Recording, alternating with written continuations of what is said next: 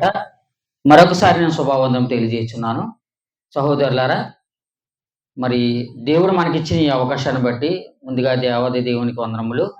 ముఖ్యంగా ఈ యొక్క కార్యక్రమాన్ని ఇక్కడ జరిగించడానికి ప్రధానమైన కారణం మా తాతయ్య గారు ఎవరైతే ఉన్నారో ఈరుగుల సత్యం గారు, వారి యొక్క వారి ద్వారా ఎప్పటి నుంచో నేను దేవుని వాక్యం ప్రకటింప చేయాలి, దేవుని మాటలను ఈ ప్రదేశంలో ఈ ప్రాంతాలలో ఆ కుటుంబం ద్వారా తెలియపరచాలని ఎంతో ఆసక్తితో మా తమ్ముడు నేను ఎప్పటి నుంచో అనుకుంటూ ఉన్నాం.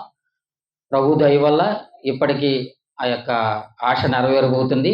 దయచేసి అందరూ కూడా మీ మీ మనసులను ఎటు పోనివ్వకుండా కొన్ని నిమిషం చెప్పబడుతున్న ఈ దేవుని వాక్యాన్ని శ్రద్ధతో వింటారని కోరుకుంటున్నాను. దయచేసి అందరూ కళ్ళు మూసుకున్నట్లయితే ప్రార్థన చేసుకుంటాం.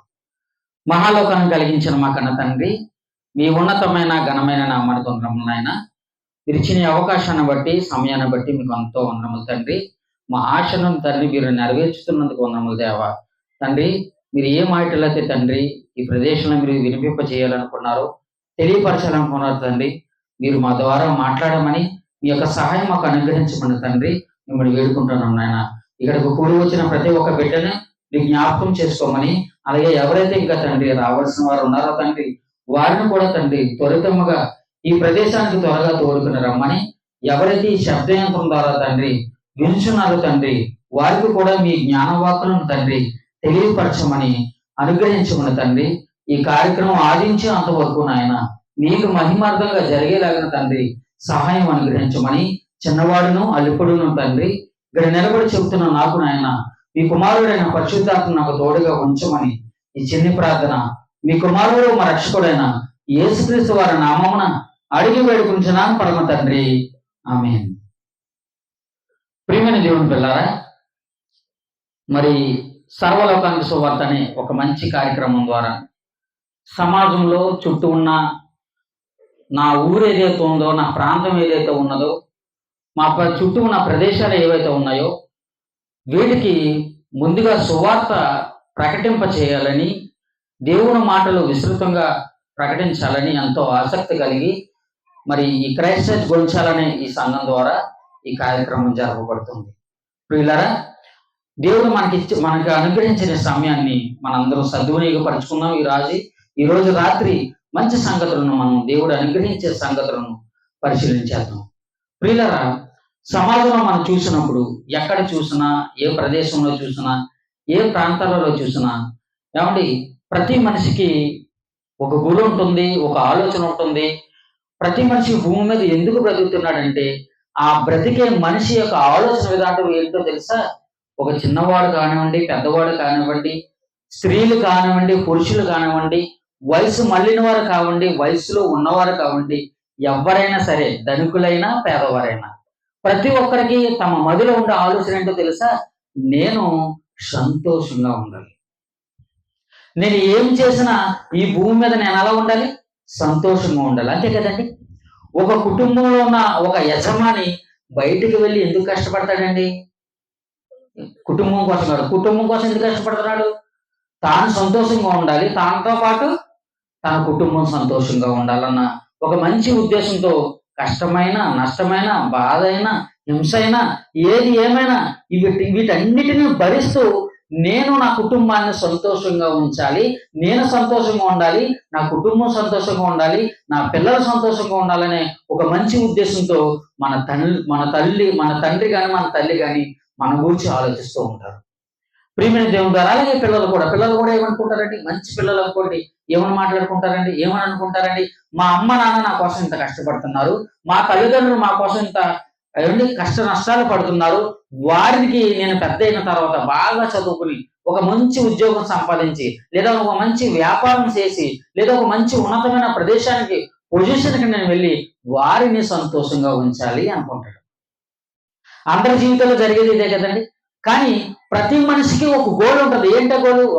ఏం గోల్ అంటే వాళ్ళకి ఒక మెయిన్ ఎయిమ్ ఏంటంటే, ఒక మెయిన్ ఉద్దేశం ఏంటంటే, నేను నా జీవితంలో ఒక మంచి ఇల్లు కట్టుకోవాలి. అదే అతని ఉద్దేశం. అదే అతనికి సంతోషం కలిగిస్తుంది. నేను ఒక మంచి గవర్నమెంట్ జాబ్ సంపాదించాలి. అది అతని జీవితంలో ఏమండి ఎన్నుకోదగిన లేదా సాధించవలసిన ఒక లక్ష్యం అన్నమాట.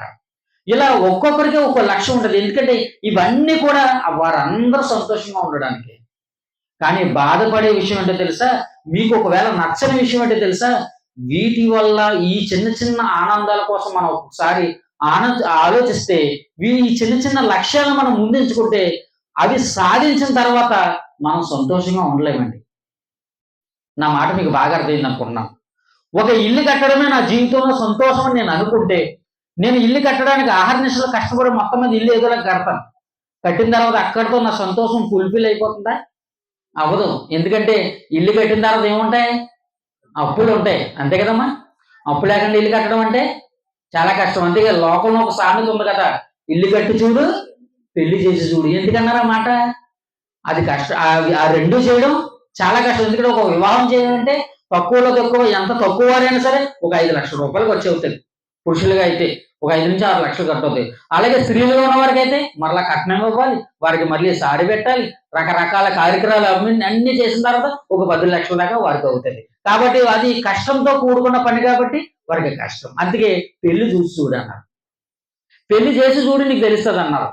ఇల్లు కట్టడం కూడా చాలా కష్టమైనది. ఈ రోజులు ఇల్లు కట్టడం అంటే ఒక 10 లక్షలు 30 లక్షల రూపాయలు ఉంటేనే కానీ నువ్వు ఇల్లు కట్టలేవు. కాబట్టి ఈ జీవిత లక్ష్యాలను మనం పెట్టుకుంటాం.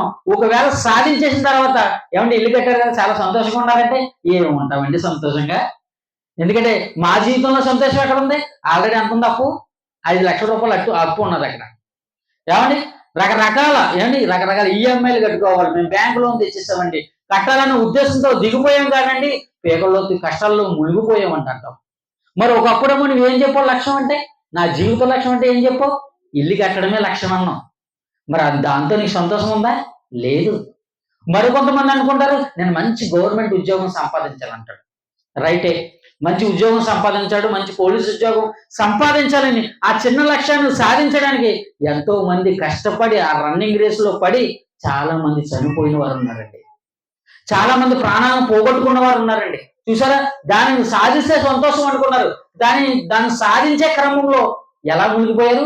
విషాదంలో మునిగిపోయారు, అర్ధాంతరంగా చనిపోయారు.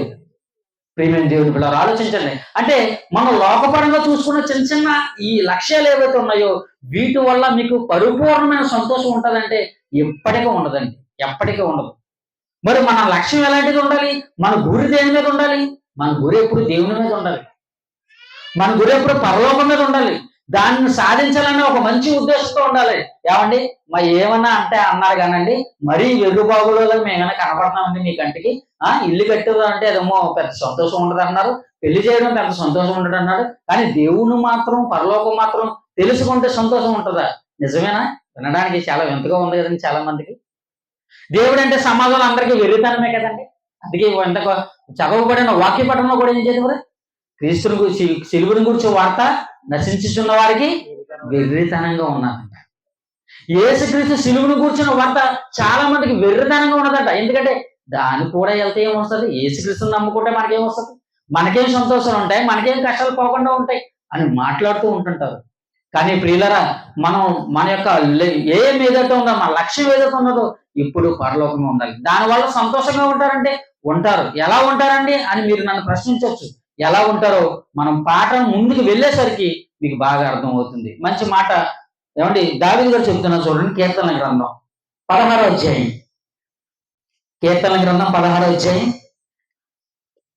8వ వచనం. కీర్తనల గ్రంథం 16వ అధ్యాయం 8వ వచనం. సదాకాలము యెహోవా యందు నా గురి నిలుపుచున్నాను, ఆయన నా కుడిపార్శ్వమందు ఉన్నాడు గనక నేను కదల్చబడును అంటున్నాడు. చూడండి ఏమండి, సదాకాలము నేను ఏం చేస్తాను అంటున్నాడు? యెహోవా యందు నా గురి నిలుపుచున్నాను అన్నాడు. చూడండి, దావీదు గారు పరిశుద్ధాత్మ ప్రేరణతో ఏమని మాట్లాడుతున్నాడో తెలుసా? ఈ కీర్తన గ్రంథం రాస్తూ సదాకాలం అంటే ఎల్లప్పుడూ నా గురి ఎవరి మీద ఉన్నది? యెహోవా మీదే ఉన్నది నా గురి అన్నాడు. ఏమంటే బంగారం మీద లేదా దావీదు గారు అంటే? బంగారం మీద లేదు. డబ్బు మీద లేదా దావీదు గారు అంటే? డబ్బు మీద ఆశ లేదండి అతనికి. లేదా ఆస్తుపాతులు మిగిలిన ఏవైతే ఉన్నా దాంట్లో మీద లేదండి మీకంటే? వాటి మీద లేదంటాడండి. మరి దేని మీద ఉందండి దావీదు గారు అంటే? ఇదిగో సదాకాలము నా గురి ఎప్పుడు యెహోవా మీదే ఉన్నదండి. ఎందుకు యెహోవా మీద తన గురిని నిలుపుచున్నాడు? రాజు కదా ఆయన, రాజు కదా, ఇశ్రాయేల్ అందరి మీద రాజు కదా ఆయన. రాజుగా ఉన్న వ్యక్తి ఎవరి మీద గురువు నిలుపుతున్నాడో తెలుసా? లోక సంబంధమైన చిన్న చిన్న విషయాల మీద గురువు నిలపడం లేదండి. ఎందుకంటే దేవుని మీదే, యెహోవా మీదే గురువు నిలుపుతున్నాడు. ఎందుకంటే ఆయన పొందుకోబోయే పరలోకాన్ని ముందుగా పరిశుద్ధాత్మ ప్రేరణతో బోధింపబడిన వాక్యం ద్వారా ఆయనకి అర్థమైంది. జ్ఞానికమైన సంగతుల ద్వారా దేవుడు ఆయనకి తెలియపరిచాడు. ప్రియమైన దేవుని పిల్లరా, ఆయనను బట్టి ఆయనే అలా గురువు నిలిపితే మరి మనం ఎలా ఉండాలి చెప్పండి? మన గురు కూడా ఎప్పుడు యెహోవా మీదే ఉండాలండి. దేవుని మీదే మన గురు ఉండాలండి. ఈయనే కాదండి, ఈయన తర్వాత కొత్త నిబంధన గ్రంథంలో అపోస్తలుడైన పౌలైన ఒక వ్యక్తి ఉన్నాడండి. మహాభక్తుడు, దేవుని కోసం విస్తృతంగా సేవ చేసిన వాడు, దేవుని కోసం గొప్పగా బ్రతికిన వాడు. ఇతని గురువు కూడా ఎలా ఉండదో తెలుసా? అతను చెప్తున్నాడు చూడండి, అందరూ చూడదాం. కొరింథీయులకు రాసిన మొదటి పత్రిక, కొరింథీయులకు రాసిన మొదటి పత్రిక 9వ అధ్యాయం, కొరింథీయులకు రాసిన మొదటి పత్రిక 9వ అధ్యాయం 26వ వచనం. కొరింథీయులకు రాసిన మొదటి పత్రిక 9వ అధ్యాయం 26వ వచనం. కాబట్టి నేను గురి చూడని వాడి వలె పరిగెత్తు వాడను కాను, గాలిని కొట్టినట్టు నేను పోట్లాడలేదు గాని, ఒకవేళ ఇతరులకు ప్రకటించిన తర్వాత నేనే భ్రష్టుడనై పోవుదునేమని నా శరీరము నలగొట్టి దానిని లోపరుచుకునుచున్నాను అంటున్నాడు చూడండి. ప్రియమైన దేవుని పిల్లరా, అపోస్తలుడైన పౌలు వారు ఏమంటారు తెలుసా? నేను గురి చూడని వాడి వలె పరిగెత్తువాడిని కాదు, నాకు గురి ఎక్కడ ఉందో తెలిసిన. ఇప్పుడు రన్నింగ్ రేస్ వేస్తారండి, పరుగు పందెం పెట్టారు. పరుగు పందెం పెట్టిన తర్వాత ఏముంటది? స్టార్టింగ్ పాయింట్ ఇక్కడ నుంచి మొదలు పెట్టారు అనుకుందాం. మరి ఎండింగ్ పాయింట్ ఎక్కడ ఉంది? పలానా ప్రదేశంలో పలానా ఆ ఏరియాకి వెళ్ళిన తర్వాత అది ఎండింగ్ పాయింట్ అని చెప్తారు. లేదండి, ఆ రన్నింగ్ పెట్టిన తర్వాత ఇంకా అలా పరిగెడతానే ఉంటారంటారా? అలా ఉంటదండి ఏదైనా రన్నింగ్ రేసు? ఏ రన్నింగ్ రేస్ ఉండదు అలాగా. మీకు అర్థమవుతుందా? మీకు రన్నింగ్ రేస్ పెట్టారంటే అవతల ఎండింగ్ పాయింట్ అది కంపల్సరీగా ఉండాలి. ఇక్కడ అపోస్తలుడైన పౌలు గారు అదే చెప్తున్నాడు, నేను గురి చూడని వాని వలె పరిగెట్టేవాడిని కాదు. అతనికి ఎండింగ్ పాయింట్ ఎక్కడ ఉందో తెలుసు, తెలిసే మాట్లాడుతున్నాడు, గురి చూసి మాట్లాడుతున్నాడు. రన్నింగ్ చేసే ప్రతి ఒక్కరి గుడి దేని మీద ఉంటుంది? ఆ ఎండింగ్ పాయింట్ ఏది ఉన్నదో దాని మీదే ఉంటుందండి, దాని మీదే ఉంటది. ప్రియమైన దేవుని పిల్లరా, పౌలు గారు అదే చెప్తున్నాడు, నేను గురి చూసి పరిగెట్టే వాళ్ళే ఉన్నాను, గురి చూడని వాడి వలె నేను లేను. నా గురిని నేను చూసి దాన్ని సాధించడానికి అవసరమైతే ఏం చేస్తాను తెలుసా? నా శరీరాన్ని ఏం చేస్తున్నాను? నలగ కొట్టుచున్నాను అన్నాడు. నలగ కొట్టడం ఏంటండి? చంద్రికాల పత్రం తెచ్చి మొత్తం శరీరాన్ని నలగొడేసుకున్నాడా? రోకలు ఏమన్నా తెచ్చి తన శరీరాన్ని బద్దలు కొడేసుకున్నాడా? గుర్ర బద్దలు కొడేసుకున్నాడా? చెయ్యి ఎరగొట్టుకుంటున్నాడా? కాళ్ళు బద్దలు కొడేసుకున్నాడా? కాళ్ళు ఎరగొట్టుకున్నాడా? అవేం చేయట్లేదండి.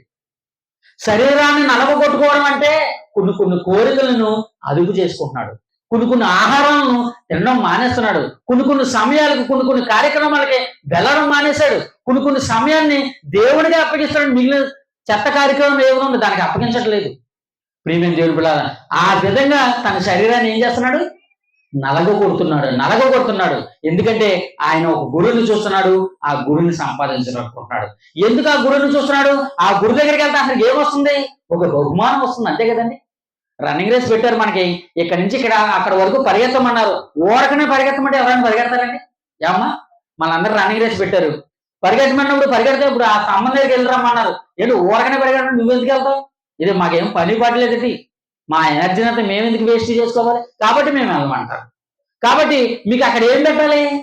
బహుమానం పెట్టాలి. ఇక్కడి నుంచి అక్కడికి ఫస్ట్గా ఎవరైనా వెళ్తే ఒక కంచు కింద తెస్తా ఉన్నారనుకోండి, లేడీస్ అందరూ ఏం చేస్తారు? గబగబా పరిగెడేస్తారు, కచ్చా పిచ్చాలు వేసుకుని. మీకు అర్థమవుతుందా? ఒకవేళ బంగారం ఒక ఉంగరం ఇస్తున్నాం లేదా ఒక కాయిన్ ఇస్తున్నాం అన్నారు అనుకోండి, ముందుగా పరిగెత్తాలన్న ఉత్సాహం, ఆతృత మీకు కలుగుతుంది. ఎందుకంటే అక్కడ ఏమున్నది? బంగారం ఉన్నది, బహుమతి ఉన్నది. అక్కడ ఆ బహుమతిని పొందుకోవడానికి మీరు పరిగెడతారు. మరి యేసుక్రీస్తులోకి వస్తే, దేవుణ్ణి నమ్ముకుంటే, యెహోవా మీద గురువు పెడితే మనకేం బహుమానం వస్తుంది? మీరు అర్థమవుతుందా? పౌలు గారు చెప్తాను, నేను గురు చూడని వాళ్ళే పరిగెడుతున్నాను అంటున్నాడు కదా. దేని నిమిత్తం పరిగెడుతున్నాడు ఆయన? దేని నిమిత్తం పరిగెడుతున్నాడో మరలా ఆయన చెప్తున్నాడు చూడండి. మరలా మంచి వద్దు మిగులుతాం. ఫిలిప్పీయులకు రాసిన పత్రిక 3వ అధ్యాయం, ఫిలిప్పీయులకు రాసిన పత్రిక 3వ అధ్యాయం, ఫిలిప్పీయులకు రాసిన పత్రిక 3వ అధ్యాయం 14వ వచనం. ఫిలిప్పీయులకు రాసిన పత్రిక 3వ అధ్యాయం 14వ వచనం. క్రీస్తు యేసునందు దేవుని ఉన్నతమైన పిలుపునకు కలుగు బహుమానము పొందవలెనని గురి యొద్దకే పరిగెత్తుచున్నాను అన్నాడు చూడండి. క్రీస్తు యేసు వలన కలుగు బహుమానం ఏంటి? యేసుక్రీస్తు వలన కలిగే ఉన్నతమైన బహుమానం ఏంటి? మీకు అర్థమవుతుందా? యేసుక్రీస్తు వలన కలిగే ఉన్నతమైన బహుమానం ఏంటి? పరలోకం అండి. ఆయన మన నిమిత్తం ప్రాణం ఎందుకు కట్టాడో తెలుసా? మీరు నేను మనందరం పరలోకం వెళ్ళాలని, ఆ పరలోకాన్ని మీరు పొందుకోవాలని ఆయన మన నిమిత్తం ప్రాణం పెట్టాడు. ఇప్పుడు ఆయన అంటున్నాడు, పౌలు గారు అంటారు, ఇదిగో యేసుక్రీస్తునందు కలుగు ఉన్నతమైన పిలుపునకు కలుగు బహుమానాన్ని నేను పొందుకోవడానికి గురి యొద్దకే నేను పరిగెత్తుచున్నాను అన్నాడు. చూడండి, అంటే ఆ పరలోకాన్ని పొందుకోవడానికి ఆ గురిని నిలుపుకున్నాడు. చూడండి, దాని నిమిత్తం ఎన్నిటినో విడిచిపెట్టాడండి. తన ఆస్తిని విడిచిపెట్టాడు, తన సమయాన్ని విడిచిపెట్టాడు, ఏమండి బంధువుల్ని విడిచిపెట్టాడు, అనేకమైన ఏదైతే ఆటంకంగా ఉందో ఆ గురి దగ్గరికి వెళ్ళడానికి వాటన్నిటినీ విడిచిపెట్టాడు. అంతే కదండి. ఇప్పుడు గురు పొందుకుంటారండి. మీరు గురువు పొందుకోవాలనుకున్నప్పుడు మధ్యలో ఇప్పుడు అమలకలందరూ అంతమంది ఉంటారు. ఈ మార్గం నుంచి ఆ మార్గం వెళ్ళేంత వరకు చాలా మంది ఉంటారు. ఏంటి ఇప్పుడు ఏ రోజు లేదు, ఈ రోజు పరిగెడుతున్నావు ఏంటి అని మధ్యలో అడుగుతారు. అప్పుడు నువ్వేం చెప్తావు? ఏం లేదాక అక్కడ బంగారం వంగర పెట్టారని చెప్పి ఏమండి ముచ్చట్లు ఏమైనా పెడతావా? ఆవిడతాను ముచ్చట్లు ఏమైనా పెడతామమ్మా? ముచ్చట్లు ఏమి పెట్టము. ముందు దేని మీద ఉంటుంది నీ గురి? ఉండమ్మా మళ్ళీ వస్తాను, ఏం చేయాలి? ముందు అక్కడికి వెళ్ళి రావాలనుకుంటాం. అంతే కదండి. మీరు మీ యొక్క పనిని ముగించుకున్న తర్వాత అప్పుడు వచ్చి మాట్లాడతారు. కానీ మీకు అత్యవసరమైన పని ఉన్నప్పుడు ఏమండి ఆగుతానండి.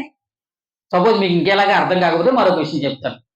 మనకు కావలసిన వారు, మన బంధువులు కానీ, మన చుట్టాలు కానీ, అయితే మన ఇంట్లో వారే కానీ ఎవరైనా హాస్పిటల్లో ఉన్నారనుకోండి, ఎమర్జెన్సీ వచ్చింది అనుకోండి, ఒక యాక్సిడెంట్ ఏదైనా క్లిష్టమైన భయంకరమైన పరిస్థితుల్లో ఉన్నారనుకోండి, ఎప్పుడు సైలెంట్గా ఉన్నా నువ్వు గబగబా పరిగెట్టుకుని వెళ్తాం.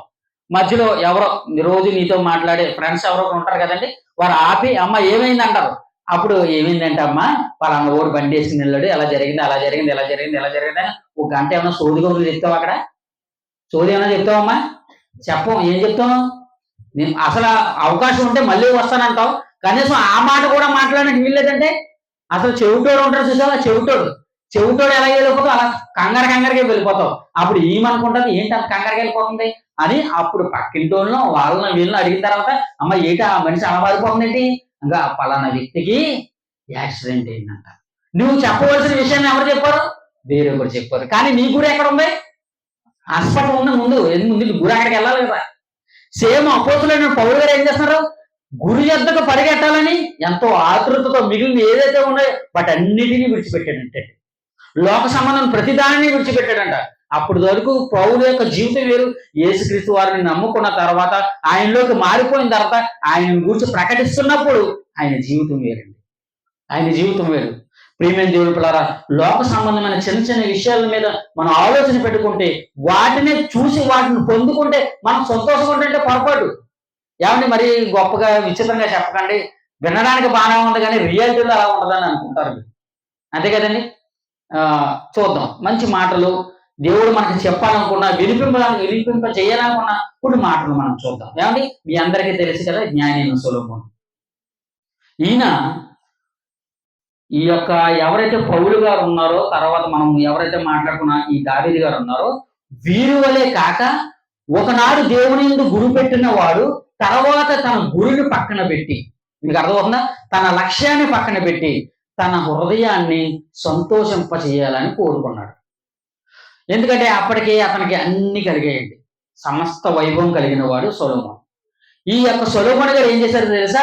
దావీదు గురి పెట్టినట్టు దేవుని యందు గురి పెట్టి నేను పరలోకం పొందుకోవాలని అనుకోవట్లేదు, పక్కన పెట్టాడు అంతకప్పుడు. ఏమంటే పౌలు గారిలాగా నేను గురి యొద్దకు పరిగెత్తాలి, వెంటనే ఇక్కడ నా జీవితాన్ని ముగించాలని అప్పుడు అనుకోవట్లేదండి. ఎందుకంటే తనకు కలిగిన ఆ సమస్త వైభవాన్ని పెట్టి అసలు భూమి మీద అసలు మనిషి ఎలా సంతోషంగా ఉంటాడో తెలుసుకోవాలనుకున్నాడు. అలా అనుకుని తన యొక్క ప్రయాణాన్ని కొనసాగిస్తున్నప్పుడు ఏం జరుగుతుందో చూద్దాం. అందరూ మీ బైబిల్ తెరిచి ప్రసంగి గ్రంథం 2వ అధ్యాయం, ప్రసంగి గ్రంథం 2వ అధ్యాయం 1వ వచనం చదవండి. ప్రసంగి గ్రంథం 2వ అధ్యాయం 1వ వచనం. కానీ నిన్ను సంతోషం చేత శోధించి చూతును, నీవు మేలును అనుభవించి చూడమని నేను నా హృదయముతో చెప్పుకుంటుని, అయితే అది వ్యర్థ ప్రయత్నము అయ్యును అని మాట్లాడుతున్నాను. చాలా మందికి లక్ష్యాలు ఏమిటంటే ఒక మంచి పరిస్థితుల్లోకి వెళ్ళాలి, ఒక మంచి వ్యాపారం చేయాలి, ఒక మంచి ఉద్యోగం సంపాదించాలి, ఇవే నా జీవిత లక్ష్యం, వీటిని సంపాదిస్తే నేను హ్యాపీగా ఉంటాను అనుకుంటారు. ఒకవేళ ఉండొచ్చు, నేను కాదనట్లేదు, కానీ అది తాత్కాలికం. పూర్ణంగా ఏమంటే నిత్యము ఉండే సంతోషం కాదండి, తాత్కాలికమైన సంతోషం. కానీ ఆ తాత్కాలికమైన సంతోషం ఎవరు కూడా కోరుకుంటున్నారు ఇక్కడ? సొలొమోను గారు కూడా కోరుకుంటున్నారు. ఎందుకంటే మనుషులందరూ వీటి విషయంలో కదా సంతోషంగా ఉంటారని కోరుకుంటారు. వారి వల్లే నేను కూడా సంతోషంగా ఉండాలంటే అసలు అవి ఎలా ఉంటాయి నేను అనుభవిద్దాం అనుకున్నాడండి. అవి ఎలా ఉంటాయి నేను కూడా అనుభవించి చూద్దాం అనుకున్నాడండి. అలాగ అనుభవిద్దాం అనుకుని తన అనుభవాన్ని అనుభవిస్తూ మనకు రాస్తున్న ఈ మాట ఏమంటున్నాడండి? నేను నిన్ను సంతోషం చేత శోధించి చూతునని నువ్వు మేలు అనుభవించవని నా హృదయముతో అనుకున్నాడంటే. తన హృదయంతో అనుకున్నాడండి. ఏమంటే చాలా మందికి లోకంలో ఉన్నవారికి ఉంటుందండి, ఒక్కొక్కరికి ఒక్కొక్క ఆలోచన ఉంటుందండి. ఏంటి ఆలోచన? ఒకరికి ఏం ఆలోచన ఉంటుంది? నేను మంచిగా చదవాలనుకుంటారు, బాగా చదవాలనుకుంటారు, అంతే కదండి. ఒక్కొక్కరికి ఒక పిచ్చి ఉంటుంది. పిచ్చి అంటే బాగా ఇష్టపడడం అన్నమాట. ఒక్కొక్కరు చదువుతారండి, డిగ్రీలు చదివేస్తారండి, మామూలుగా చదవరు. ఇంకా ఏమండి మొన్నే కదండి డిగ్రీ అయింది, తర్వాత ఏం చేస్తానంటే పీజీ చేశానండి. పీజీ చేశారు కదండి, తర్వాత ఏంటండి పీజీ అయిపోయిందా, ఇంకా చదువుతున్నాయి, ఇంకేం చదువుతున్నారండి బాబు? అది అనుకున్న పీజీ ఇంకొకటి అండి, ఇది ఇంకొక పీజీ అండి. మరి తర్వాత ఏంటండి? ఇంకా తర్వాత చదువుతాడు. నీకు అలా చదువుతూనే ఉంటావా? అలా చదువుతూనే ఉంటావు. అది అది అది అతని యొక్క ఆలోచన. ఎందుకంటే నేను ఇంకా బాగా చదువుకోవాలనుకుంటాడండి. అలా అధికమైన విద్యను సంపాదించాలని, పోషించాలని అతను కోరుకుంటాడు. ఒక్కొక్కరికి ఒక ఆలోచన. ఒకరికి తిండి మీద ఆలోచన ఉంటుంది, ఒకరికి వ్యాపారం మీద ఆలోచన ఉంటుంది, ఒకరికి ధనం మీద ఆలోచన ఉంటుంది, రకరకాల ఆలోచనలు ఉంటాయి. ఇలా ఒకరికి చదువు మీద ఆలోచన ఉంటే చక్కగా అన్నగా చదువుకుంటారట. ఇంకా అలా చదవడమే తన ధ్యేయంగా పెట్టుకున్నాడట. ఓకే, చదువు మీద ఉండడం వల్ల నేను నా హృదయాన్ని సంతోషపరచుకోవడం అనుకుంటున్నారు కదా మనుషులందరూ కూడా, మంచిగా చదివితే బాగుంటుంది అనుకుంటారు. అయితే చదువుదాం అనుకున్నాడు. ఎవరు చదువుదాం అనుకున్నారు? చెప్పండి అందరూ. సొలొమోను గారు ఏమనుకుంటున్నారు? నేను బాగా చదవద్దాం. ఎందుకంటే లోకంలో అనేక మంది మనుషులను చూసినప్పుడు నేను వారు చదివేవారిని చూస్తే వారు బాగున్నారు, సంతోషంగా ఉన్నారు నాకు అనిపిస్తుంది. కాబట్టి వారి వల్లే నేను బాగా చదివేద్దాం అనుకున్నాడండి. బాగా చదివేద్దామని ఏం చేస్తున్నాడు చూడండి, మంచిగా. ఇదే మొదటి అధ్యాయం, ప్రసంగి గ్రంథం మొదటి అధ్యాయం 16వ వచనం చదవండి. యెరూషలేమునందు నాకు ముందున్న వారందరికంటేను నేను చాలా ఎక్కువగా జ్ఞానము సంపాదించిందని, జ్ఞానమును విద్యను నేను పూర్వముగా అభ్యసించినని నా మనసులో నేను అనుకుంటుని. మీకు అర్థమవుతుందా? సొలొమోను గారు ఏమనుకున్నారు? ఒకవేళ విద్యలో సంతోషం ఉన్నదా, అయితే విద్య నేను చదివేద్దాం అనుకుని ఏం చేశాడంట? యెరూషలేములో ఉన్నవారు అందరికంటే ఏం చేశాడు? బాగా చదివేశాడంట. యెరూషలేములో ఉన్నవారు అందరికంటే మామూలుగా చదువు. ఆ చుట్టుపక్కల ప్రాంతాల్లో ఉన్నవారు అందరికంటే ఎక్కువ చదువు ఎవరిదంటే సొలొమోను గారిదే. మీకు అర్థమవుతుందా? మన ఇండియాలో అందరికంటే ఎక్కువ చదువు ఎవరు చదివారండి? ఎక్కువ చెప్పాలి. డాక్టర్ బిఆర్ అంబేద్కర్ గారు చదివారండి. డాక్టర్ బిఆర్ అంబేద్కర్ గారు చదివారు. సుమారు 27 నుంచి 30 డిగ్రీల దాకా చదివారు. ఇన్ని డిగ్రీలు చదివి మన దేశానికి ఒక రాజ్యాంగాన్ని రాశారు ఆయన. ప్రియమైన దేవుని పిల్లలు, ఇక్కడ సొలొమోను గారు ఏం చేస్తారంట? ఆ చుట్టుపక్కల ఉన్న వారందరికంటే, యెరూషలేములో ఉన్న వారందరికంటే నాకు ఎక్కువ జ్ఞానం కలదనియు నేను అనుకుంటుని. ఎందుకంటే చదివేశాడు. అలాగే ఎన్ని డిగ్రీలు ఉన్నా అన్ని డిగ్రీలు చదివేశాడు. ఎందుకంటే దేనికోసం చదివాడమ్మా? సంతోషం కోసం చదువు. అంతే, మీ అందరూ పాయింట్ మర్చిపోకూడదు. దేనికోసం చదివాడు? సంతోషంగా ఉండాలని, తన హృదయాన్ని సంతోషంగా ఉంచుకోవాలని చదువులో ఉందా? అయితే చదువు చదివి ఎన్ని డిగ్రీలు చదివాడు? లెక్కలేని డిగ్రీలు అన్నమాట. ఆయన ఎన్ని డిగ్రీలు చదివాలని మీకు అర్థం కావాలంటే మరొక మాట చూపిస్తాను. రాజులు రాసిన మొదటి గ్రంథం, మరలా ఇక్కడికి వద్దాం. రాజులు రాసిన మొదటి గ్రంథం 4వ అధ్యాయం. రాజులు రాసిన మొదటి గ్రంథం 4వ అధ్యాయం 30వ వచనం. రాజులు రాసిన మొదటి గ్రంథం 4వ అధ్యాయం.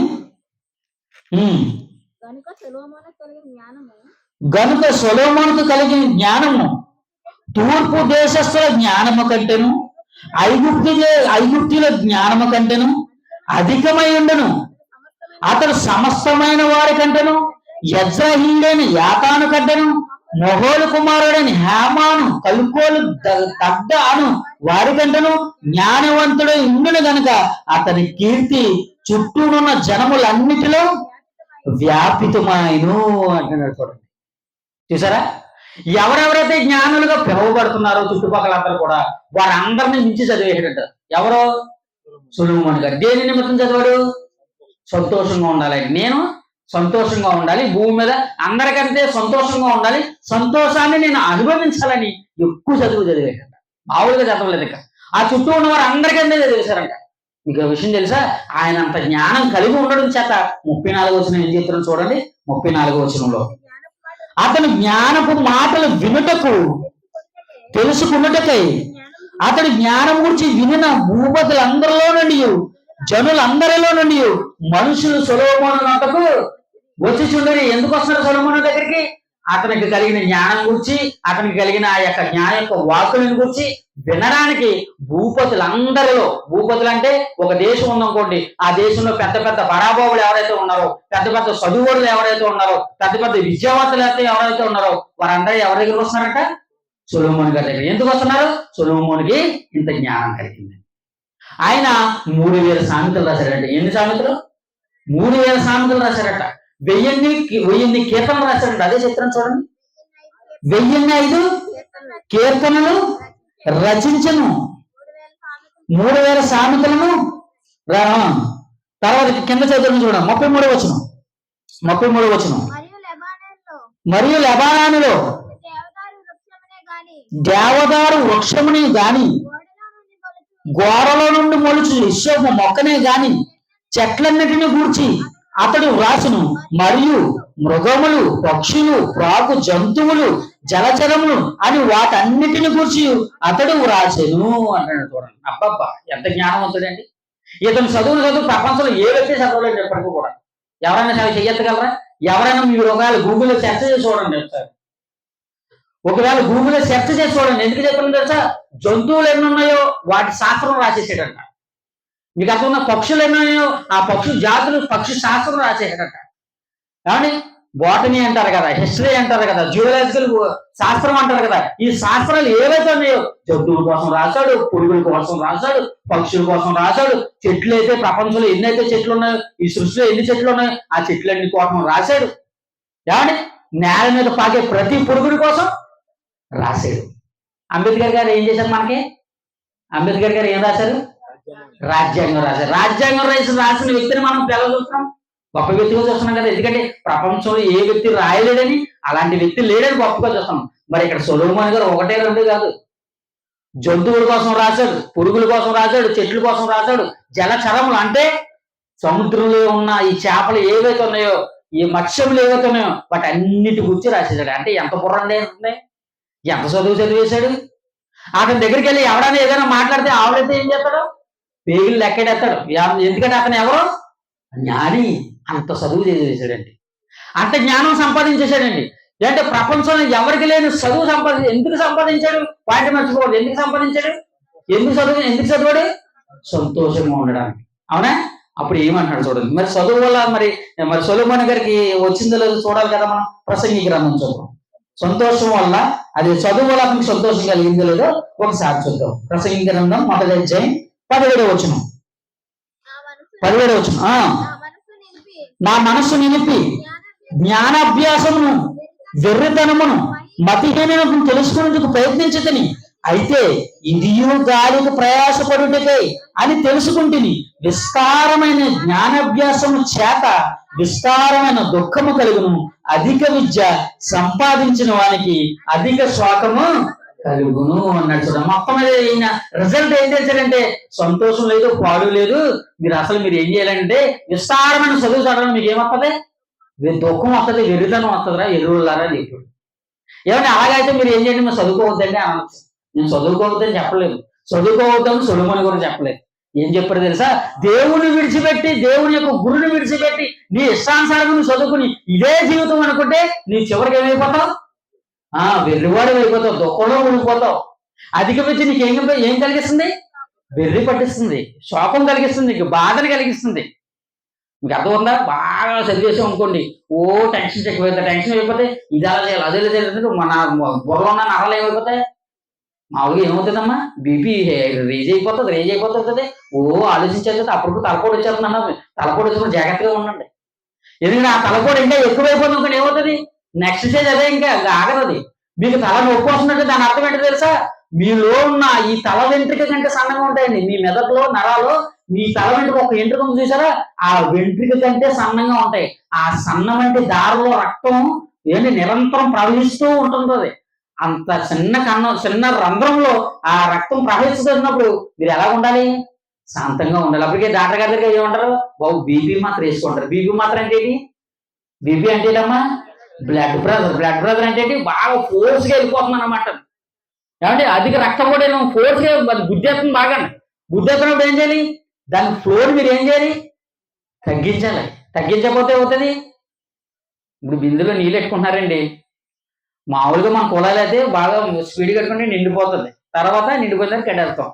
అలాగే అంత బోరు వచ్చినప్పుడు ఇంత బోరు ఒకేటప్పుడు ఏమవుతుంది? బింది డబ్బా నిండిపోతుంది. ఆ బిందుని అలా ఉంచిపోతే ఏమవుతుంది? అది ఎక్కువైపోతే ఏమవుతుంది? 2 బిందులు 3 బిందులు నీరు ఒకేసారి పోతుంది అన్నమాట. కాబట్టి నువ్వు ఏం చేయాలి? కొద్దిగా ఇప్పించాలి. అందుకని మీరు వాటర్ తెచ్చుకున్న క్యాన్ల దగ్గరికి వెళ్తారు, 5 రూపాయలు ఇచ్చి వాటర్ కొనుక్కుంటున్నారు కదా, 10 రూపాయలు పెట్టి వాటర్ కొనుక్కుంటున్నారు. వాడు ఏం చేస్తాడు? ఫుల్గా ఇప్పేస్తాడు ముందు, తర్వాత నిండి కొద్ది తగ్గించేస్తాడు. ఎందుకు? ఫ్లో తగ్గించకపోతే వాటర్ పోతే నాశనం అయిపోతాడు. ఆ వ్యాపారం కొలాప్స్ అయిపోద్ది అనమాట. ప్రీమియం దేని ఇక్కడ కూడా అదే. మీరు అధికంగా ఆలోచించి అధికంగా మీరు టెన్షన్ పెట్టేస్తుంది, మీకు ఏమవుతుంది? నరాలన్నీ చిట్లు పోతాయి ఇక్కడ. అందుకే ఈ సొలొమోను గారు అంటున్నారు, ఒరే ఎర్రోళ్ళారా మీరు అందరూ చదువుతున్నారు, నేను కూడా చదివేశాను, నేను ఇవన్నీ నేర్చేసుకున్నాను, ఇందులోనే సంతోషం ఉందనుకున్నాను. ఏ రోజు ఇందులో ఏముంది?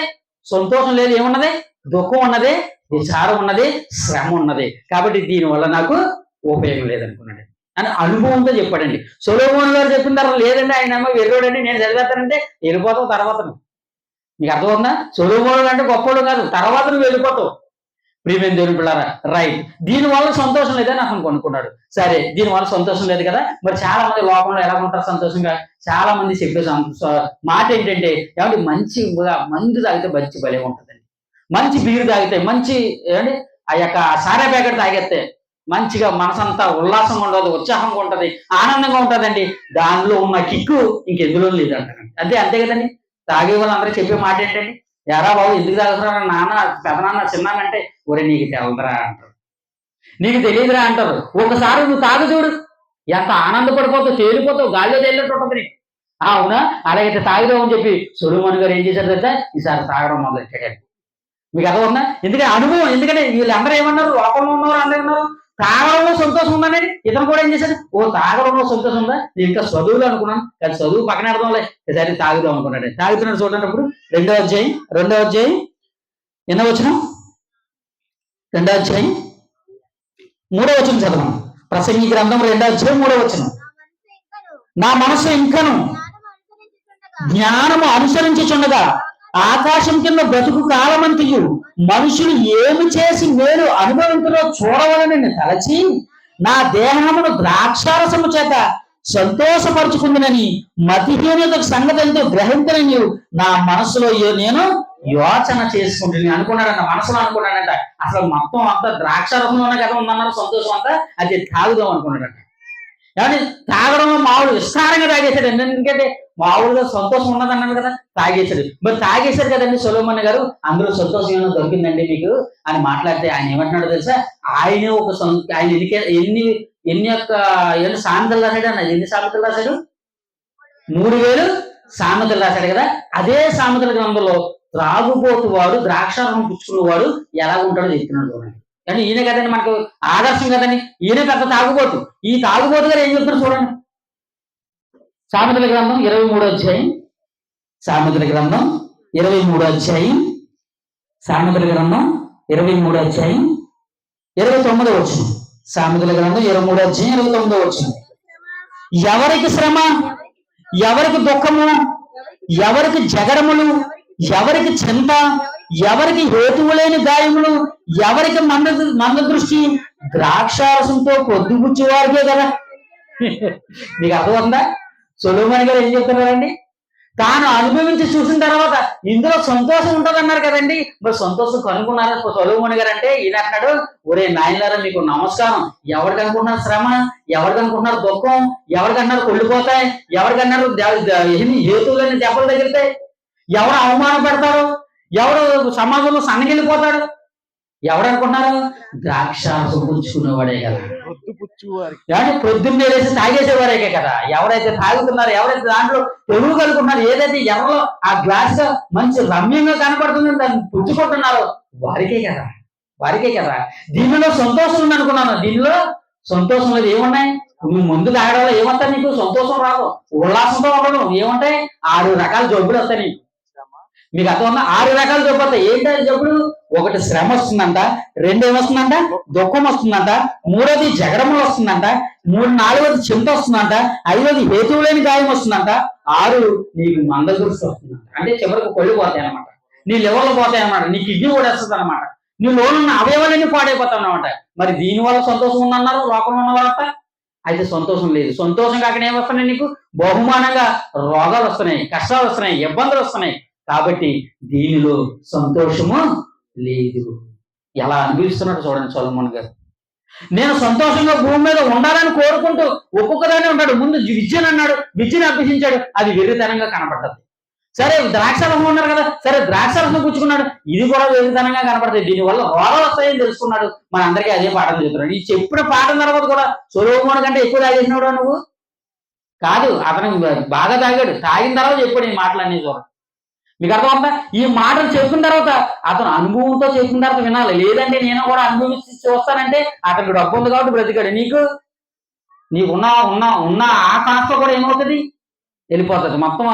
మొత్తం అంతా నాశనం అయిపోతుంది. నీకు పట్టించుకునేవాడు ఉండడు, చూసేవాడు ఉండడు. నీకు సరైన ట్రీట్మెంట్ అందకపోతే నువ్వు మరణానికి వెళ్ళిపోతావు. ఎంతమంది చచ్చిపోలేదండి అలాగే? హార్ట్ అటాక్ వచ్చి చనిపోయిన ఉన్నారు, లివర్ కొట్టేసి చనిపోయిన వారు ఉన్నారు, కిడ్నీలు కొట్టేసి చనిపోయిన వారు ఉన్నారు. దేనివల్ల? మందు వల్ల, ద్రాక్షారసం వల్ల, బ్రాండీ తాగడం వల్ల, సారా బ్యాగ్ తాగడం వల్ల. కొంతమంది వాటర్ కూడా కలిపి తాగరండి. నేను పెద్ద మొగ్గుండ్రా, నేను తాగేస్తాను, బాటిల్ ఎత్తానంటే కింద దించినట్టు తాగే తర్వాత ఏమేస్తారు? నీకు బ్యాగ్ వేసేస్తారు. నీకు తర్వాత పక్కన బ్యాగ్ వేసేస్తారు. బ్యాగ్ వేసేస్తే కనీసం చెప్పకూడదంటే ఇది కూడా ఎలా సరిపోతుంది. నీకు అర్థమవుతుంది? ఇది కూడా ఎలా పని అవుతుంది. నీకు నీ యూరిన్కి వెళ్ళడానికి ఒక బ్యాగ్ వేయాల్సిన పరిస్థితి ఏర్పడుతుంది. ఎందుకో తెలుసా? ఆ ద్రాక్షారసాన్ని పుచ్చుకోవడం. అందుకే సొలొమోను గారు అంటున్నారు, దాని జోలికి వెళ్ళకండి. నేను అనుభవంతో చెప్పినాను అన్నట్టు. సరే, విద్యలో లేదు, ద్రాక్షారసంలో లేదు, మరి దేనిలో ఉందండి? ఏమైనా ఆస్తులు ఉంటాయా? చాలా మంది ఆస్తుపాస్తులు సంపాదనకి ఇష్టపడతారు కదండి. మాకు పొలం ఉండాలండి, మాకు ఇల్లు ఉండాలండి, లేదంటే రకరకాల ఒక ఖాళీ ప్రదేశం ఉండాలండి. ఇలా రకరకాల స్థలాలు ఏవైతే ఉన్నాయో, ఏమంటే చరాస్తు ఉంటుంది, స్థిరాస్తు ఉంటుంది. ఏమంటే కదిలే ఆస్తులు ఉంటాయి, కదలని ఆస్తులు కూడా ఉంటాయి. 2 రకాలు ఉంటాయి కదండి ఆస్తులు. ఇలాంటి ఆస్తులు కూడా సంపాదించాలనుకున్నాడంటే, సంపాదించాలని ఒకవేళ అందులో సంతోషం దాని వెంట కూడా వెళ్ళిపోతున్నాడు. చూడండి, చెప్పిన చూడండి, సామెతల గ్రంథం 2వ అధ్యాయం 4వ వచనం. నేను గొప్ప పనులు చేయ పూనుకుంటుని, నా కొరకు ఇల్లు కట్టించుకుంటుని, ద్రాక్ష తోటలు నాటించుకుంటుని, నా కొరకు తోటలను శృంగార వనములు వేయించుకుని, వాటిలో సకల విధములైన ఫలవృక్షములు నాటించుకుంటుని, నీరు పారుటగా నేను చెరువులను త్రవ్వించుకుంటుని, పనివారిని పనికత్తులను సంపాదించుకుంటుని, నా ఇంట పుట్టిన దాసులు నాకుండుని, యెరూషలేమునందు నాకు ముందున్న వారందరికంటే ఎక్కువ మందలను, గొర్రె మేకల మందలను నాకు బహు విస్తారముగా సంపాదించుకుంటుని. బహు విస్తారంగా సంపాదించుకున్నాడు. ఏం సంపాదించుకున్నాడంట? ఇల్లు కట్టడం కాదండి, ఇండ్లే కట్టుకున్నాడంట. ఒక ఇల్లు కాదు. మనం ఒక ఇల్లు కట్టడానికే నానా ఇబ్బందులు పడిపోతుంటాం, కష్టాలు పడిపోతుంటాం. కానీ ఆయన ఒక ఇల్లు కాదండి, అనేకమైన ఇల్లు కట్టించుకున్నాడట. అనేకమైన ఇల్లు కట్టించుకున్న తర్వాత ఏం చేద్దంటే, ఇల్లు ఒకటే కాదు, వనాలకు తవ్వించుకున్నాడంట, ఫలవృక్షాలు నాటించుకున్నాడంట, చెరువులను తవ్వించుకున్నాడంట, దాసులు ఉన్నారంట, పనివారు ఉన్నారంట, గొర్రెలు ఉన్నాయంట, మేకలు ఉన్నాయంట, పశు సంపద ఉన్నదంట. ఎంత ఆస్తి కలిగి ఉన్నాడండి. ఎంత అదృష్టవంతుడు అంటామంటే మనం చూస్తే వెళ్తామంటే కదండి. 1 ఎకరం పొలం ఉందనుకోండి, మనకి ఏమంటాం? మనందరిలో ఎవరికి లేకుండా మనకు 1 ఎకరం పొలం ఉందనుకోండి, మనం చూసిన వారందరూ ఏమంటారండి? వాళ్ళకి ఏంటంటే పర్లేదు, ఎందుకంటే ఎకరం పొలం ఉందన్నారు, బతికేస్తారు. గొప్పవాళ్ళు, జ్ఞానులు, వారిలో పేరు కలిగిన వారు ఈరేనని మాట్లాడతాం. అలా మాట్లాడితే సొలొమోను గారు ఏమున్నాయి? 1 ఇల్లు 2 ఇల్లులు కాదు, రకరకాల ఇల్లు, చాలా గడిచిన ఇల్లులు. చెరువులే తవ్వించుకున్నారంటే అనిల్ అంబానీ ఉన్నారు మన దేశంలో, మరి అగ్రగణ్యంలో ఉన్న ఒక సంపాదన కలిగిన ఒక వ్యక్తిగా. అక్కడ ఏదో చెరువులు తవ్వించుకున్నాడా? లేదండి. చెరువులు ఏం తవ్వించుకోలేదు. అంటే ఫలవృక్షాలు కానీ, తోటలు కానీ, వనాలు కానీ ఏమైనా ఉన్నాయా? అన్ని లేవండి. అలా కొద్ది కొద్దిగా ఉన్నాయి కానీ అన్ని అయితే లేవు. ఆస్తిపరులే కానీ అన్ని లేవు. సొలొమోన్ గారు ఇక్కడ ఏం చేశారు తెలుసా? దాసులు ఉన్నారు, పనివారు ఉన్నారు, అన్ని రకరకాల ఆస్తి ఏదైతే ఉన్నదో అంత ఆస్తి కలిగి ఉన్నాడండి. దీంట్లో ఏమన్నా సంతోషం ఉందని దీన్ని నువ్వు సంపాదించి మొదలు పెట్టేశాడంట. ఏమండి? చాలా మంది ఉంటారండి సమాజంలో. ఏమండి? వారికి కలిగిన దానికోసం ఏమంటే ఒకడు ఒంటిగానే ఉంటాడండి. ఒక్కొక్కరు ఉంటారండి, ఒకడే ఉంటాడు.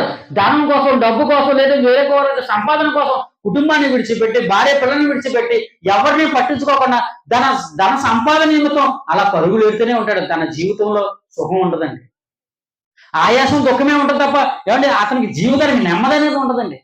నెమ్మది అనేది ఉండదు. అందుకే సొలొమోన్ గారు అంటున్నారు, అలాంటి వ్యక్తుల కోసం కూడా ఒక మాట రాశారు సోమా. ఇదే ప్రసంగి గ్రంథంలో చూడండి 4వ అధ్యాయం. ఇదే ప్రసంగి గ్రంథం 4వ అధ్యాయం 7వ వచనం చూడండి. 7, 8 వచనాలు. ప్రసంగి గ్రంథం 4వ అధ్యాయం 7, 8 వచనాలు. నేను ఆలోచింపగా వ్యర్థమైనది మరి ఒకటి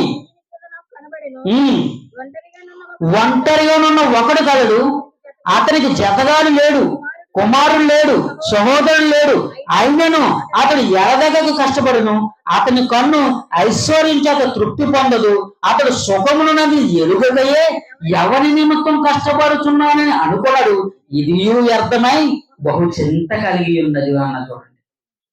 మీకు అర్థమవుతుందా? బహు చింత కలిగించిన చూడండి. అంటే ఏం కలిగిందంట? అతనికి ఎవరు లేరంట? ఒకడే ఒక వ్యక్తి ఉన్నాడంటండి. అతనికి ఎవరు లేరు? భార్య లేదు, పిల్లలు లేరు, అన్నదమ్ముళ్ళు లేరు, కుటుంబ సభ్యులు ఎవరో లేరు. ఒంటిగా ఉన్నాడంట. కానీ ఎలా కష్టపడతాడంట? అసలు రెస్ట్ లేకుండా కష్టపడతాడంట. రెస్ట్ లేకుండా కష్టపడతాను. తాను తెచ్చుకుని తిని సంతృప్తిగా ఉండి ఉన్నదాంతో సరిపెట్టుకుని ఉన్నాడంట. ఇంకా ఏదో సంపాదించాలి, ఏదో ఇంకా సాధించేసుకోవాలి, నాకు ఇంకా ఏదో కావాలండి. ఎందుకు పక్క వాళ్ళు ఎవరైనా ఉన్నారు అనుకోండి, లేదా మన కుటుంబ సభ్యులు ఎవరైనా అనుకోండి, నా తర్వాత వాళ్ళన్నా తింటారన్న ఆలోచన ఉంటుందండి. మంచిదే, తప్పులేదు. కానీ ఎవరో లేని ఒంటిగాడు అలా కష్టపడితే ఏమో ఉపయోగం ఉందండి? ఉపయోగం ఏమీ లేదండి. మీకు బాగా అర్థం కావాలంటే ఆ మధ్యకాలంలో న్యూస్ పేపర్లో జరిగింది. కానీ ముంబైలో కానీ, ఆ యొక్క తర్వాత మన చెన్నైలో కానీ, ఇలాంటి ఏరియాలో ఒక బెగ్గరు అంటే అడుక్కునేవాడు ఒక వ్యక్తి చనిపోయాడు. ఒంటిగడిగాడు అతను, ఒంటిగడే కదా, ఒక్కడే, ఎవరు లేరు కాబట్టి బెగ్గర్ అని పిలిచారు. ఒక వృత్తిని, ఆ వృత్తిని ఎంచుకుని అందరి దగ్గర రూపాయి అంతో కొంత అడుక్కుంటూ బ్రతుకుతున్నాడు. తన జీవనాన్ని కొనసాగిస్తున్నాడు. వారికి ఉండడానికి సరైన నివాసం కూడా ఉండదు. అసలు ఏ ప్రదేశంలో ఉండడానికి ఉండదు. ఎక్కడ ఉంటారు, ఏ ప్రదేశంలో ఉంటారో, మరి వర్షం వచ్చినప్పుడు ఎక్కడ ఉంటాడో, మరి ఆ యొక్క దోమలు ఎలా ఉంటారో మనకి అర్థం కాదు. కానీ నిజంగా చాలా గొప్పగా బ్రతుకుతారండి. కానీ ఆ వ్యక్తి ఇలా బ్రతుకుతూ తన దినచర్యలో పాల్గొంటూ ఇలా అడుక్కోవడం మొదలు పెట్టాడు. మొత్తం మీద అడుగుతుండగా ఎవరికైనా కాసుకో కోసం దాచుకోవడం ఉంటుంది కదండి. ఒక 100 రూపాయలు వచ్చి అనుకోండి, అడుక్కున్నాడు, ఒక 50 రూపాయలు సరిపోతుంది ఆ వ్యక్తికి ఆ రోజు మొత్తంలో. ఎందుకంటే తినాడికి ఏదో పెడతాడు, మిగిలిన 50 రూపాయలు దాచుకుంటాడు. ఇలా దాస్తూ ఉండగా అతను చనిపోయే సమయానికి ఎంత దాచాడు తెలుసా? 1 కోటి రూపాయలు దాచాడండి. 1 కోటి రూపాయలు దాచాడు. మీరు చెప్తే నమ్మలేదు. 1 కోటి రూపాయలు మనమే కూడా దాయలేము. కానీ అలాంటి వ్యక్తి 1 కోటి రూపాయలు దాచాడు. దేంట్లో దాచాడు తెలుసా? తాను కొడుకుంటున్న ఆ పరుగులని పెట్టే డబ్బులండి. మీకు అర్థమన్నా? ఆ చిల్లర ఎంత అయితే వస్తుంది అంతా కూడా తనకు ఒక్కగానొక పరుపు ఉన్నది. ఆ పరుపులో వచ్చిన ప్రతి రూపాయిని తనకు 100 రూపాయలు అయితే 50 రూపాయలు దాచులో వేసేసి కూడా అలా మొత్తం మీద దాచిగా మరి ఎన్ని 30 సంవత్సరాలు, 50 సంవత్సరాలు, ఎన్ని సంవత్సరాల నుంచి అతను ఆ వృత్తి జరిగిస్తున్నాడో తెలియదు. కానీ మొత్తం మీద ఆ పరుపు నిండా 1 కోటి రూపాయల సంపాదించి పెట్టిన తర్వాత ఆరోగ్యం బాగోలేదు. ఒక సమయం వచ్చింది, ఆరోగ్యం క్షీణించిపోయింది. హాస్పిటల్ తీసుకెళ్ళేవారు ఎవరు ఉండరు, పట్టించుకునేవారు ఎవరు ఉండరు, వారు తిన్నారో లేదో పట్టించుకునేవారు ఎవరు ఉండరు. ఒంటిగా ఉన్నాడు. ఎంత కష్టపడ్డాడండి? అహార్నెస్ లో ఏమండి రెస్ట్ లేకుండా కష్టపడ్డాడండి ప్రతిరోజు.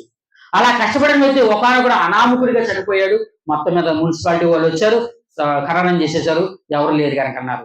మరి అంతే, ఇంతలో ఏముందయ్యారు? అతను ఎక్కడ పడుకుంటాడంటే ఒక పరుపు దగ్గర పడుకుంటున్నాడు. ఆ పరుపు ఎందుకు, ఇక్కడ చెత్త చెదారం ఎందుకని చెప్పి ఆ పరుపుని ఇలా బయటికి తీయగానే అందులో చిల్లర డబ్బులు పడ్డాయి. 7 చూస్తే మొత్తం పరుపు అంతా చెప్పగానే లెక్కేస్తే ఎంత అవుతుంది తెలుసా? 1 కోటి రూపాయలు వచ్చేయండి. 1 కోటి రూపాయలు వచ్చేయండి. సొలొమోన్ గారు చెప్పిన మాట ఇక్కడ ఎలాగ మ్యాచ్ అయిందో చూడండి. ఎంత బాగా మ్యాచ్ అయింది. ఒకరు ఒంటిగా ఉండను ఏం చేస్తారంట? సుఖం లేకుండా, ఉపయోగం లేకుండా ఏం చేస్తారంట?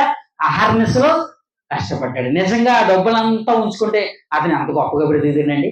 ఏదో ఒక వ్యక్తిని దత్తత తీసుకుందడా, ఒక మంచి గృహాన్ని కట్టుకుందడా, ఏ ప్రదేశంలో ఒక మంచి స్థలాన్ని కొనుక్కుందడా, తనకు దగ్గరున్న ఆ యొక్క ఆహార ధనాన్ని బట్టి మంచి ఆహారం తిని మంచి వైద్యం చేసుకుని అతని భూమి మీద ఇంకొంతకాలం జీవించదరా, జీవించే అవకాశం ఉన్నది కదా. కానీ అతని యొక్క ఆలోచన ఏంటి? ఇంకా సంపాదించాలి, ఇంకా సంపాదించాలి. పరుపులో ఉన్న చూడలేదు, ముందు ఇంకా ముందు వచ్చేదానికోసం చూస్తున్నాడు. ఇలా తన జీవితాన్ని ముగించుకున్నాడు. ప్రియమైన దేవుని పిల్ల, డబ్బు డబ్బు డబ్బు అని వెంటపడే ప్రతి ఒక్కరు కూడా చివరికి వచ్చి ఆ యొక్క పరిస్థితి ఏదో చాలా దుర్భరమైన పరిస్థితి అండి, దుర్భరమైన పరిస్థితి. ఇదే 7వ అధ్యాయం చెప్తున్నాను చూడండి. ప్రసంగి గ్రంథం 5వ అధ్యాయం, ప్రసంగి గ్రంథం 5వ అధ్యాయం 10వ వచనం. ప్రసంగి గ్రంథం 5వ అధ్యాయం 10వ వచనం. ద్రవ్యమును అపేక్షించువాడు ద్రవ్యము చేత తృప్తి పొందడు, ధన సమృద్ధిని అపేక్షించువాడు దాని చేత తృప్తి పొందడు. ఇది వ్యర్థమే. ఆస్తి ఎక్కువైన ఎడల దాన్ని భక్షించువారు ఎక్కువ అగుదురు. కన్నులా చూచుటియే గాక ఆస్తి పరునికి తన ఆస్తి వలన ప్రయోజనమేమి? కష్టజీవులు కొద్దిగా తినను ఎక్కువగా తినను సుఖ నిద్ర నొందుదురు. అయితే ఐశ్వర్యవంతులకు తన ధన సమృద్ధి చేత నిద్ర పట్టదు అన్నాడు. మీకు అర్థం ఉందా? నేను ధనాన్ని సంపాదించుకుంటాను, నేను ఆస్తులు సంపాదించుకుంటాను, దీంట్లోనే సంతోషం ఉందని సొలొమోను గారు దీన్ని సంపాదించడం మొదలు పెట్టారు, పోషించుకోవడం సంపాదించారు, ప్రతి దానిని పొందుకున్నారు. ఇక్కడ ఆయనే రాసిన మాట ఏంటో తెలుసా? ధనవంతులకు తన ధన సమృద్ధి చేత నిద్ర పట్టదు అన్నాడు. అంటే సొలొమోను గారు కూడా ఏం లేదు అక్కడ, నిద్ర లేదు. దీనివల్ల ధన సమృద్ధి వల్ల. ఎందుకంటే ధనం ఉండడం వల్ల కన్ను ఏమంటుందా? తృప్తి పొందట్లేదంట. ఇంకా తెచ్చి రానే రానే రానే అంటుందంట. కానీ కష్టజీవులు కొద్దిగా తినను సుఖ నిద్ర పొందుదు అన్నాడు. ఏమండి, కాలువ పనికి మీరు అందరూ వెళ్తుంటారు, మన ప్రదేశంలో అందరూ కాలువ పనికి వెళ్తుంటారు, చక్కగా చిన్న చిన్న వ్యవసాయ పనులు అందరికీ వెళ్తుంటారు. పొద్దున్న వెళ్తారు, సాయంత్రం వచ్చేస్తారు, హాయిగా వండుకుంటారు, తింటారు, మంచిగా మీ అందరికీ నిద్ర పడుతుందా లేదా? హాయిగా నిద్రపోతారు. ఎందుకంటే మీ ఒళ్ళు అలసిపోయి మీరు కష్టపడ్డారు, కష్టజీవులుగా మీరు మారిపోయారు. కాబట్టి మీ దేహం అలసిపోయిన తర్వాత మీకు ఏ టెన్షన్ లేదు. ఎందుకంటే రేపు పొద్దున్న మరి బాస్ ఉంటాడా, లేకపోతే పలానా వ్యక్తి ఉంటాడా, అది చేయాలి ఇది చేయాలన్న ఉద్దేశం ఉండదండి. ఎందుకంటే మీరు తెచ్చుకున్న దాంట్లో ఒక 500 రూపాయలు తెచ్చుకున్నామా, 200 రూపాయలు మనం ఖర్చు పెట్టేద్దాం, మిగిలిన 300 ఏదో ఒక అవసరానికి ఉంచుకుందాం అన్న ఆలోచన ఉంది. ఎందుకంటే మీకు కలిగిన దాంతో మీరు సంతృప్తిగా ఉన్నారు. ఈ సంతృప్తి కలిగిన జీవితం మనకి చాలా మంచిది. ఎందుకంటే దీనివల్ల మనకి బీపీలు రావు, షుగర్ రావు, నిద్ర లేకపోవడం రాదు. చాలా మంది దెయ్యాలాగా నిద్ర రావట్లేదని రాత్రులంతా దూరాలను చూస్తూ ఉంటుంటారు. ఎందుకు చూస్తున్నాం? రేపు పొద్దున్న సీటీ కట్టాలి, 1,00,000 రూపాయలు సీట్ వేయాలి, 10 లక్షల రూపాయలు సీట్ వేయాలి, పలానా చేయాలంటాను. నీ తాహత ఎంత, నీ వయసు ఎంత, లేదంటే నీ యొక్క కెపాసిటీ ఏంటి, దానిని బట్టే కదా మనం ముందుకెళ్ళాలి. అపోస్తలుడైన పౌలు తిమోతికి ఏం చెప్తారో తెలుసా? ఇదిగో నీకు కలిగి ఉన్న దానిని బట్టి నువ్వు ధనాపేక్షలో నువ్వు వెళ్ళిపోకో, అది ఉరిలోను శోధంలో నిన్ను ముంచివేస్తుంది అన్నాడు. కాబట్టి అన్నపానములు కలిగి తృప్తి పొంది అన్నాడు. మన తినడానికి తిండి ఉంటే చాలు, మనం కట్టుకోవడానికి బట్ట ఉంటే చాలు, మనం ఉండడానికి చిన్న నివాసం ఉంటే చాలు. అంతకంటే ఏం కావాలి చెప్పండి? అంతకంటే ఏం కావాలి చెప్పండి? లేదని మేము విస్తారంగా సంపాదించాలని ఆ సంపాదన మనకి చాలా వస్తాయండి. సొలొమోను గారు అదే చెప్పారండి. నిద్ర పట్టదు, షుగరు, బీపీలు, రోగాలు, రకరకాల మత్సరం, రకరకాల అన్నీ వస్తాయండి. దేనివల్ల అంటే ధన సమృద్ధి వల్ల. క్లారిటీగా చెప్పేసాడండి. లేదని ఆయన మాట మేము పట్టించుకోవాలి, మా ఇష్టం మాదేనండి, మా దారి మాదేనంటే వెళ్ళండి, మీకు పర్లేదు, తర్వాత దేవుడు మీకు సమాధానం ఇస్తాడు. ప్రియమైన దేవుని పిల్లలు ఆలోచించండి. సొలొమోను గారు చెప్తున్నా చూడండి. ఏమంటే విద్యలో అతనికి సంతోషం దొరకలేదు, ద్రాక్షారసం అతనికి సంతోషం దొరకలేదు, మూడవది ఏంటి, ఆస్తిలో కానీ డబ్బులో కానీ అతనికి సంతోషం కలగలేదు. ఇక 4వది ఎంటర్టైన్మెంట్. లోపల అనేక మందిని చూస్తున్నాడు, అందరూ ఎంటర్టైన్ చేస్తున్నాడు. ఎంటర్టైన్మెంట్ అంటే చక్కగా మరి ఏమండి, ఎంటర్టైన్మెంట్ అంటే రకరకాల పాటలు పాడుతున్నారు, రకరకాల వాయిద్యాలు వాయిస్తున్నారు, రకరకాల కార్యక్రమాలు జరిగిస్తున్నారు. ఏమండి, రికార్డింగ్ డ్యాన్సులు, డ్యాన్స్ బేబీ డ్యాన్సులు, అంటే అసాంఘికమైన కార్యక్రమాలు ఎన్నెన్నో జరుగుతున్నాయి. వీటిని చూసి సంతోషిస్తున్నారు అనేక మంది. ఓకే, ఇందులో సంతోషం ఉన్నదా, అయితే దీనిని కూడా అనుభవిద్దాం అనుకున్నాడు. ఎందుకంటే ఆయన రాజు కదా, అన్ని సకల విధములైన ఆస్తిపాతులన్నీ కలిగి ఉన్నాడు కదా. కాబట్టి ఇందులో ఏమైనా సంతోషం ఉన్నామో అది కూడా ఆనందిద్దాం అనుకున్నాడండి. అదే చెప్తున్నా చూడండి. ప్రసంగి గ్రంథం 2వ అధ్యాయం 8వ వచనమమ్మా, 8వ వచనం 2వ భాగం. ప్రసంగి గ్రంథం 2వ అధ్యాయం 8వ వచనం 2వ భాగం. నేను గాయకురాండ్రను సంపాదించుకుని నాకు ముందు యెరూషలేమున్న వారి అందరికంటేను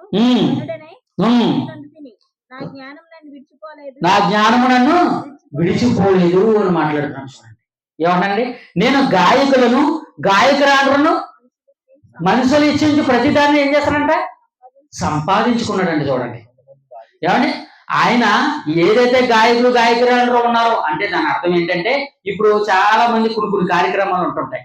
ఏంటో కార్యక్రమాలు మీకు ఎంటర్టైన్మెంట్ ఏమొస్తుంది మొత్తగా ఎక్కువగా మన ఎంటర్టైన్మెంట్ దేని నుంచి కోరుకుంటాం? మన అందరికీ ఎంటర్టైన్మెంట్ జరుగుతుంది ప్రతిరోజు ప్రతి సాయంత్రం. ఈ సమయం అంటే దేవుడు మనకి ఈ అవకాశం ఇచ్చాడు కాబట్టి ఇక్కడ ఉన్నాం. కానీ లేదంటే ఈ సమయంలో మనం ఉండే ప్రదేశం ఏంటి? ఎంటర్టైన్మెంట్ లో ఉంటాం. ఏంటో ఎంటర్టైన్మెంట్, మన దగ్గర ఒక టీవీ ఉన్నది కదా, ఆ టీవీలో ఏమొస్తుంది? జబర్దస్త్, అదిరింది, తర్వాత పాడుతా తీగ, తర్వాత ఇంకేటమ్మా అదెవరో చెప్తున్నారండి, కంట్రీలు అంట, జగత్ కంట్రీలు అంట, ఏమండి మహా కళాకారులు అంట. అదేదో వంట చేస్తున్నారండి, వాళ్ళ గుర్తు రావట్లేదు నాకు. జాతి రత్నాలు, కుక్కు విత్ జాతి రత్నాలు అంటే వంట చేసేలో జాతి రత్నాలు. వాళ్ళ వంట చేస్తాం, వాళ్ళే తినేస్తారు, వాళ్ళే సూపర్ అంటారు, మీరు ఇక్కడి నుంచి లొట్టలు వేసేసుకుంటారు. ఏమండి ఆ సినీ హీరోలు వండే వంట మీకు ఇష్టం, మీరు మాత్రం వండి ఇంటికాడ భర్తకు పెట్టరు, ఇంట్లో కుటుంబ సభ్యులకు పెట్టరు. వాళ్ళు వండిని మాత్రం మీరు చూస్తారు. వాళ్ళని చూసి మీరు ఏం నేర్చుకోవాలి? అసలు అంత స్థానంలో ఉన్నవారే, అంత సెలబ్రిటీలుగా ఉన్నవారే వాళ్ళే వంట చేస్తున్నారంటే మేమేం చేయాలి? నువ్వు వంట చేయలేవద్దా? చేయాలని అనుకోవాలమ్మా, కానీ చేస్తున్నారా? వంట చేయట్లేదు, టిఫిన్ వండుతున్నారా ఇంటికాడ? ఉదయాన్నే టిఫిన్ ఎవరైనా వండుతున్నారా? ఉప్మా 10 రూపాయలు నౌక తెచ్చుకుని 20 రూపాయలు నౌకుతుంది ఉప్మా వంటాం. మనం 100 రూపాయలు పెట్టి ఏం తెచ్చుకుంటాం? టిఫిన్ తెచ్చుకుంటాం. మీకు అర్థమవుతుందా? ఒక 50 రూపాయలు పెట్టి 100 రూపాయలు పెట్టి ఒక కూర అన్నం వండుకుని, తెల్లన్నం వండుకుని కూర వండుకోము. అటు నుంచి వస్తా బిర్యానీదే, ఫ్రైడ్ రైస్దే, తర్వాత స్విగ్గీదే, జొమాటోదే, ఇక్కడి నుంచి ఆర్డర్ పెట్టుకుంటారు కదండి. అప్డేట్ కూరలు అందరూ ఇప్పుడు ఎలా చేయరు? మీకు అర్థమవుతుందా? ముందున్న తల్లి లేదా మంచి వాళ్ళు, ఇప్పుడున్న వాళ్ళు అందరూ అలాంటి వాళ్ళు. వాళ్ళ చేతిలో ఒక మొబైల్ ఫోన్ ఉంటుంది, చక్కగా ఒక 250 రూపాయలు పెట్టి చక్కగా ఒక బుక్ చేసుకుంటారు, చక్కగా ఇంటికి వచ్చేస్తాడు, తినేస్తాడు. దానివల్ల నీకేమొస్తుందమ్మా? మరలా రోగాలు. ప్రియమైన దేవుని పిల్లలు ఆలోచించండి. ఇలా ఎంటర్టైన్మెంట్ మనం కోరుకుంటున్నాం. ఇలాంటి ఎంటర్టైన్మెంట్ కూడా ఆ రోజు ఎవరు కోరుకున్నారు? సొలొమోను గారు కోరుకుంటారండి. మనమైతే టీవీలో చూసి ఎంటర్టైన్ అవుతాం, ఆయన టీవీలో చూసి ఎంటర్టైన్ చేయడం కాదు. ఆ మనుషులు ఎవరైతే ఎంటర్టైన్ చేసి ఉన్నారో వారినే ఆయన దగ్గర పెట్టుకున్నాడండి. మీరు ఆయన ఎప్పుడు చెప్తే అప్పుడు ఎగిరేలాగా, ఆయన ఎప్పుడు చెప్తే అప్పుడు గెంతేలాగా, ఆయన ఎప్పుడు చెప్తే అప్పుడు పాడేలాగా ఆయన ముందు కొంతమంది మనుషులు ఉన్నారంట, గాయకురాండ్రులు ఉన్నారంట. ఏమండి మంచి డబ్బున్న వాళ్ళు, ఆశ కలిగిన వారు అలాగే కదండి చేస్తారు. ఇప్పుడు అనిల్ అంబానీ గారు ఉన్నారు, వాళ్ళ కొడుకు వివాహం జరిగింది. వాళ్ళ కొడుకు వివాహానికి చాలా మంది సినీ యాక్టర్లు అందరూ వెళ్ళారు. అక్కడ డ్యాన్సులు వేసారు, డబ్బులు కొట్టారు, అన్ని చేశారు. ఎందుకు? డబ్బు ఉంది కాబట్టి.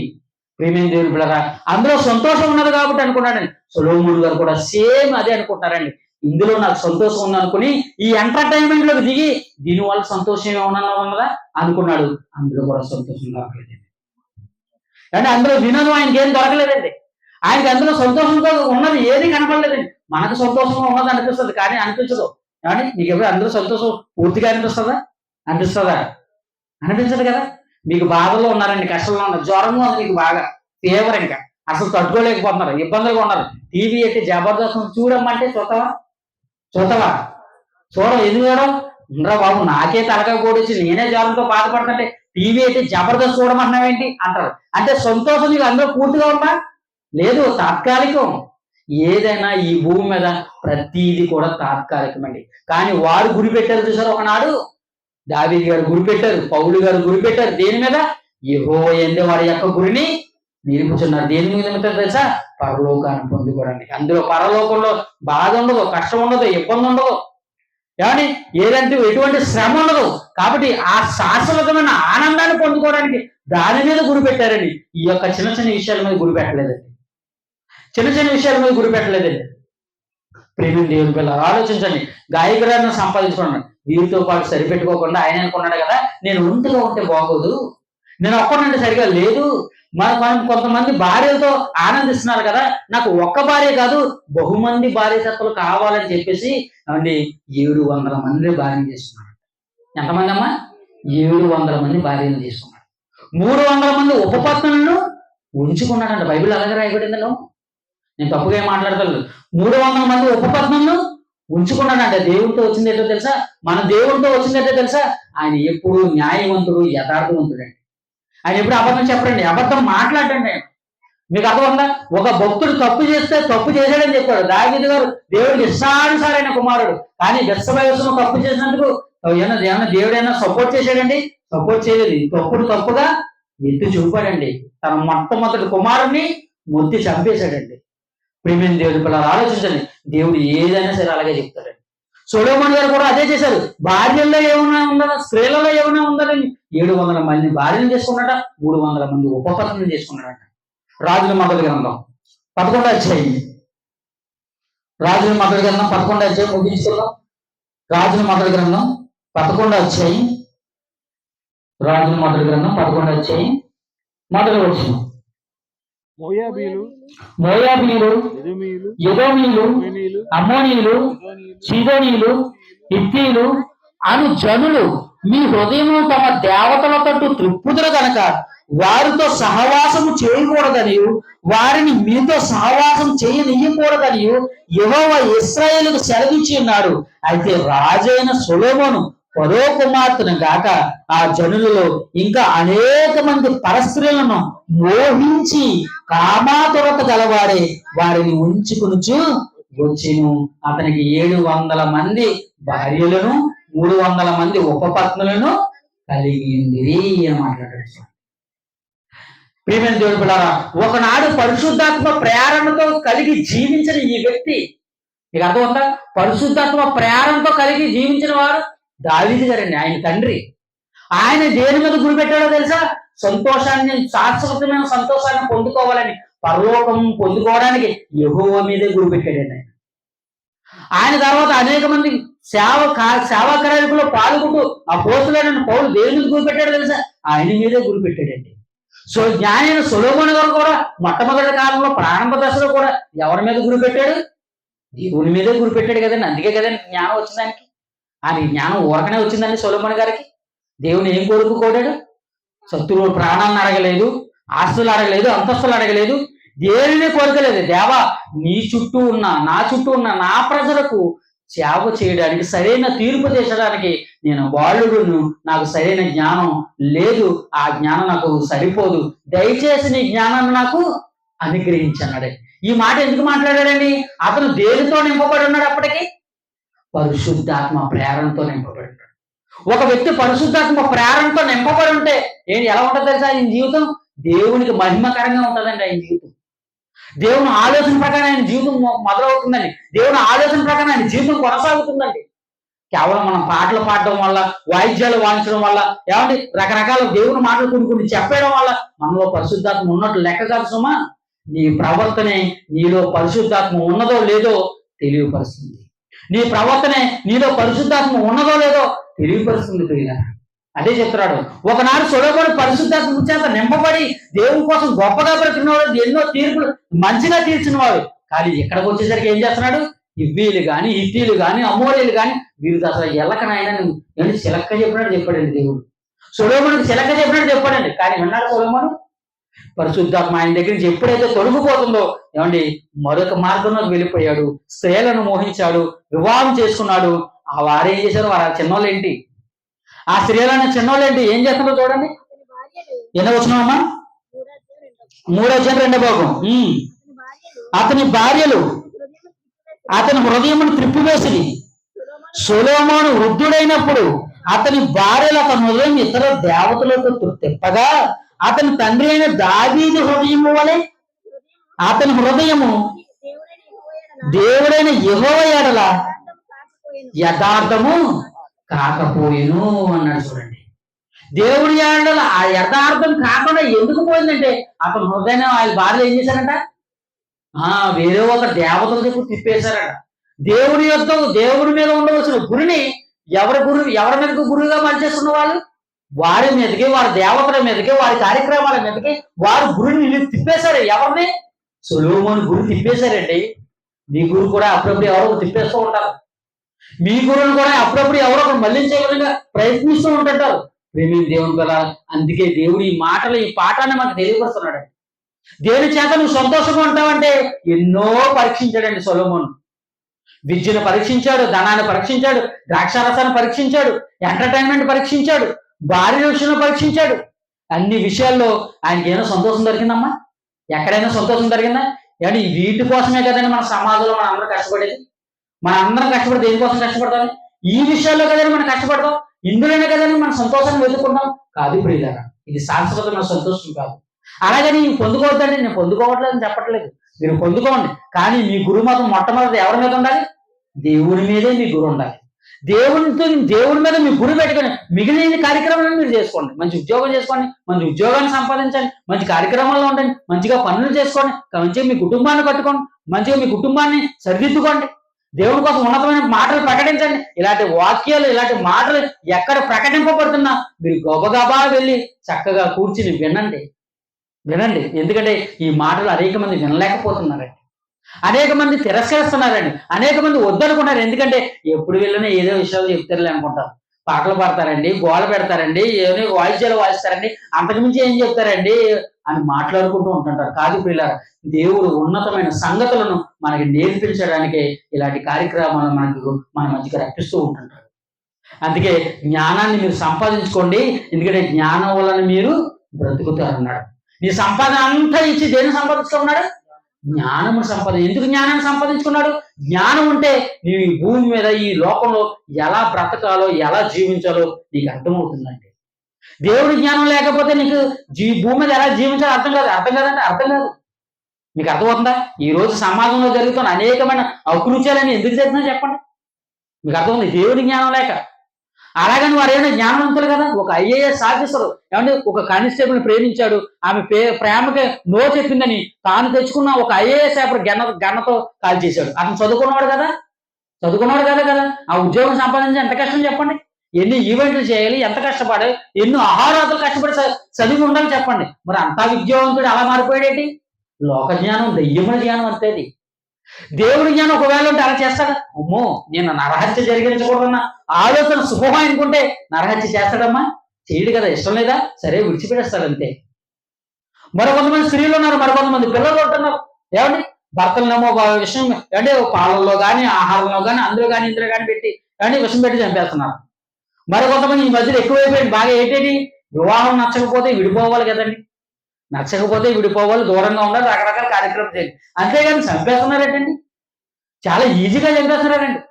మొన్న మధ్య ఒక స్త్రీ, ఒక యవన కాలంలో ఉన్నవారు, ఒక మంచి వ్యాపారవేత్త వ్యక్తి, ఆ వ్యక్తి ఏం చేశాడంటే ఒక స్త్రీని వివాహం చేసుకోవాలనుకున్నాడు.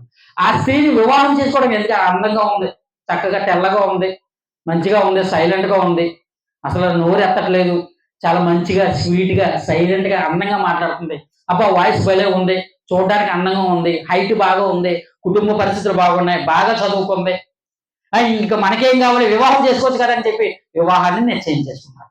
తీరా చూస్తే ఆమెమో మరొక పురుషుణ్ణి ప్రేమించిన సంగతి ఈ వ్యక్తికి చెప్పిందంట ఆల్రెడీ. మరి ఇతనానే వినాలి కదండి, వినలేదంట. మరి అందగాడు ఈ యొక్క స్త్రీ తప్ప ఇంకెవరో దొరకదు అనుకున్నాడు, ఏటో తెలియదు. కానీ మొత్తం మీద ఏదోలాగా వివాహాన్ని నిశ్చయించుకుని, నువ్వు అసలు తప్పించుకోలేవు, నేను నిన్ను వివాహం చేసుకున్నాను, నీ పరిస్థితి అన్నాడు.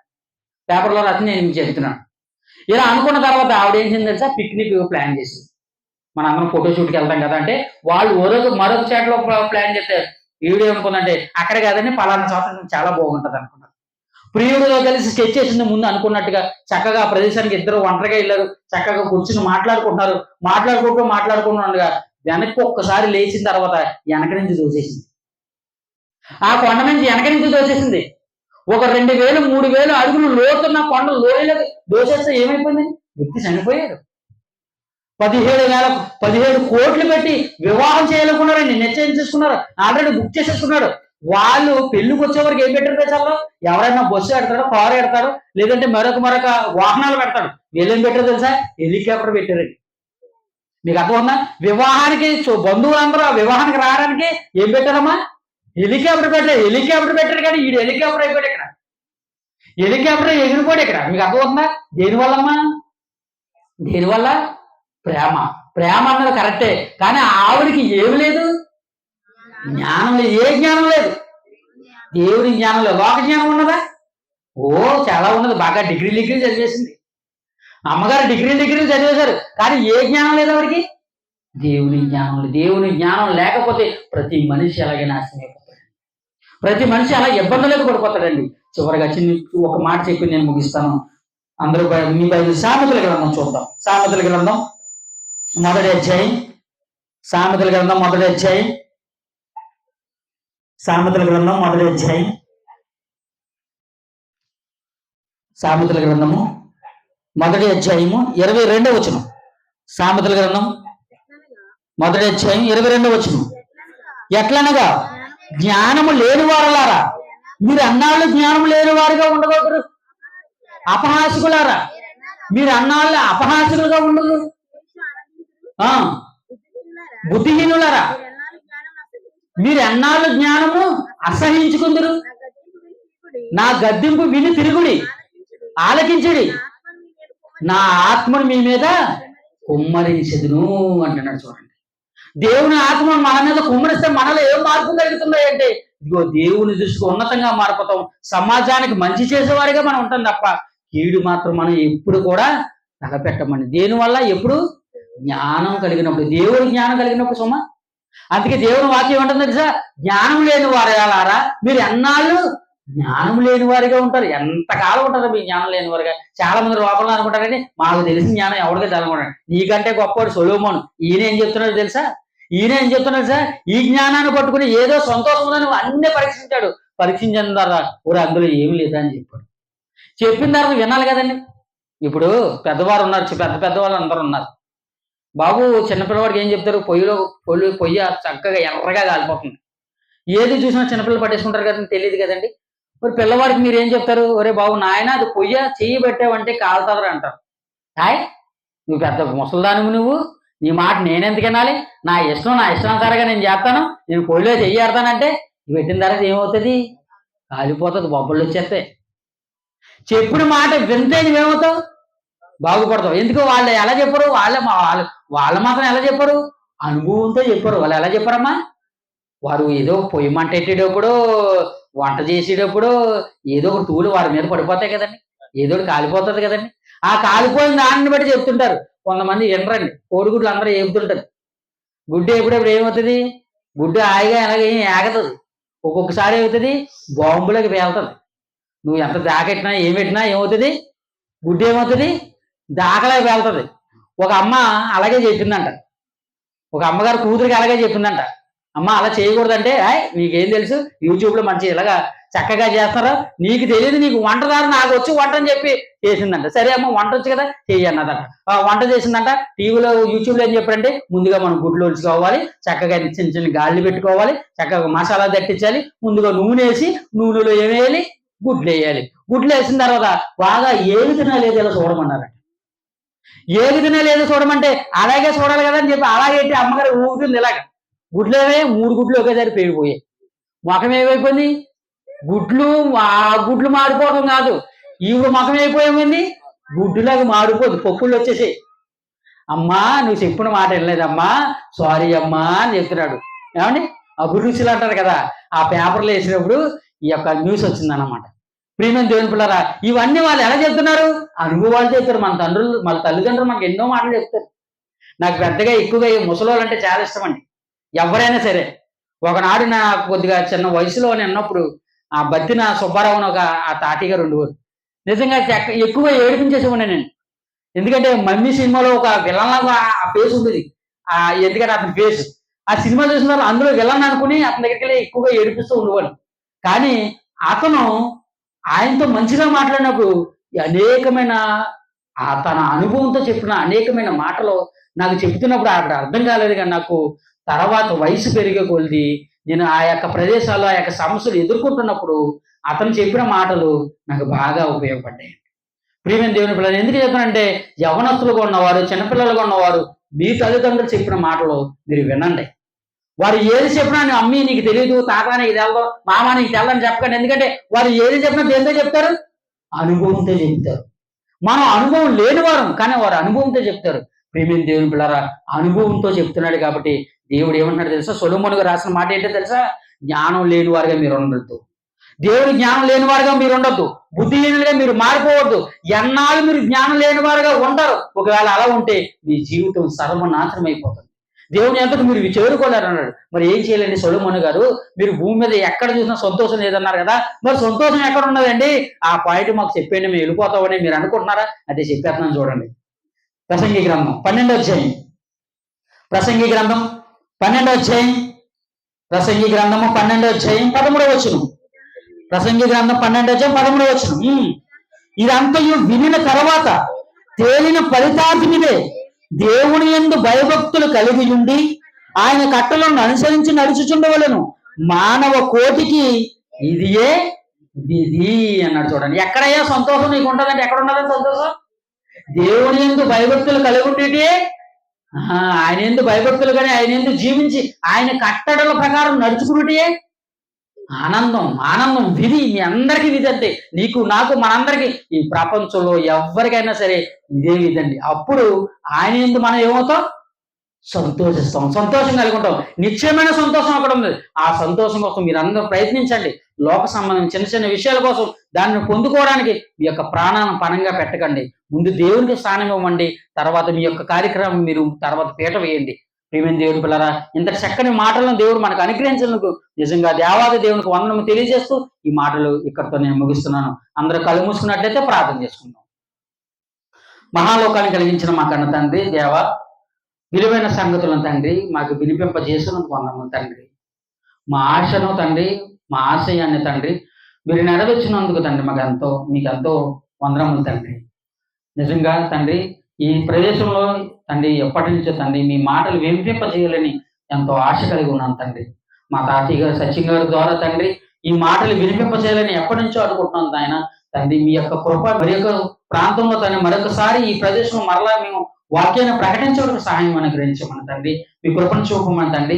ఇక్కడ కూడి వచ్చిన ప్రతి ఒక్కరిని మీరు జ్ఞాపకం చేసుకోండి ఆయన.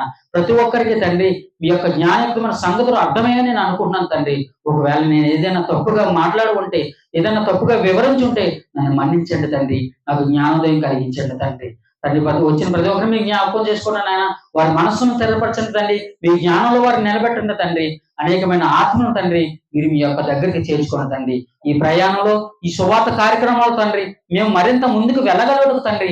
మాకు మార్గం సుగమం చేయమని తండ్రి, మాకు మార్గాన్ని తెరవమని తండ్రి. మీ జ్ఞానయుక్తమైన సంగతులు మాకు ఇంకనూ అనుగ్రహించి అనేక మందికి తండ్రి మిమ్మల్ని గురించిన మాటలు తెలియపరిచే భాగ్యాన్ని తండ్రి మాకు మా సహోదరుల ద్వారా తండ్రి అనుగ్రహించమని తండ్రి. ఈ కార్యక్రమం చేయడానికి ఎంతో కష్టపడిన నా సహోదరులను అలాగే మా కుటుంబం, మా తాతయ్య గారి కుటుంబం, ఎరువు సత్యం గారి కుటుంబాన్ని మీరు ఒకసారి జ్ఞాపకం చేసుకోండి ఆయన.